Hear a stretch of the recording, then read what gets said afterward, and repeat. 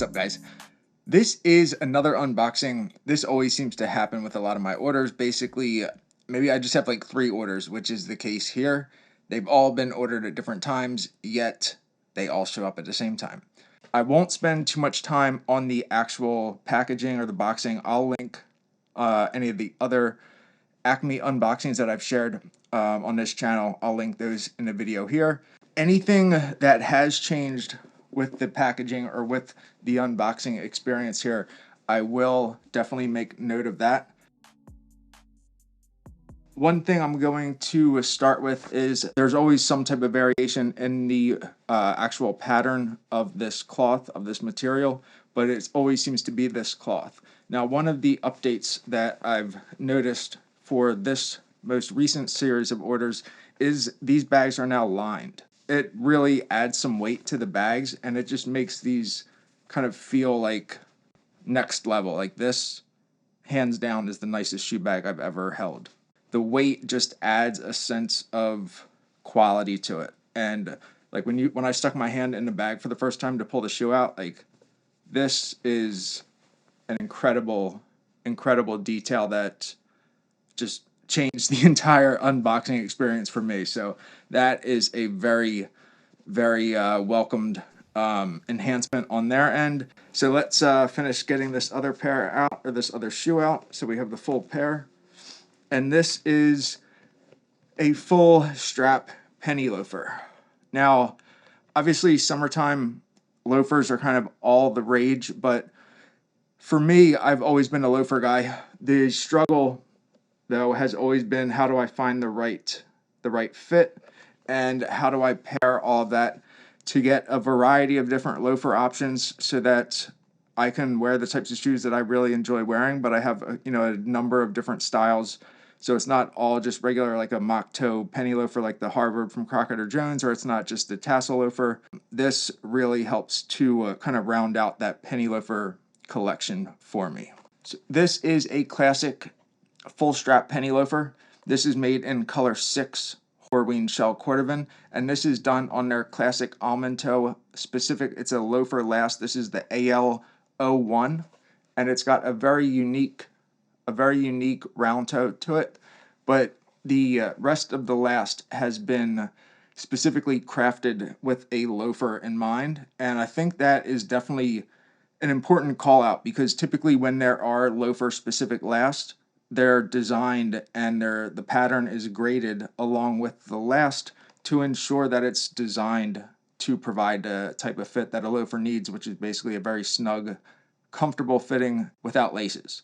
Now this has a small modification. There is an increase along the instep. So from here to here is where the volume has been increased to allow for a snug fit, but not any over excessive pressure right here. And then the rest of the last has remained the same as their regular stock size UK 7.5 in this, which is the same true to size fit that I start with for all of my shoes from Acme. So I would not size down on loafers from Acme unless they otherwise guide you to.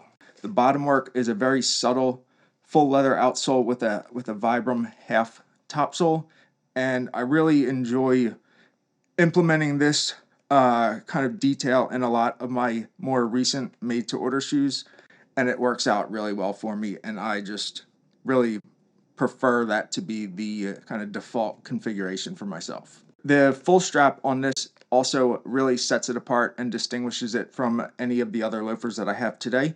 I have a Valerius loafer in Peccary from Peccary Yellow, and that is a standard like half strap. The bespoke Ichigo Ichi is a tassel loafer, and then I have the Harvard from Crockett and Jones, which is a classic mock toe, a much more casual loafer, and that is also a half strap. So this would definitely have the most formality to it of those options that I just ran through. You can see the heel is properly sitted, very well balanced on the top of the heel stack. It has the kind of standard pattern piece added right here to just close off the back of the upper.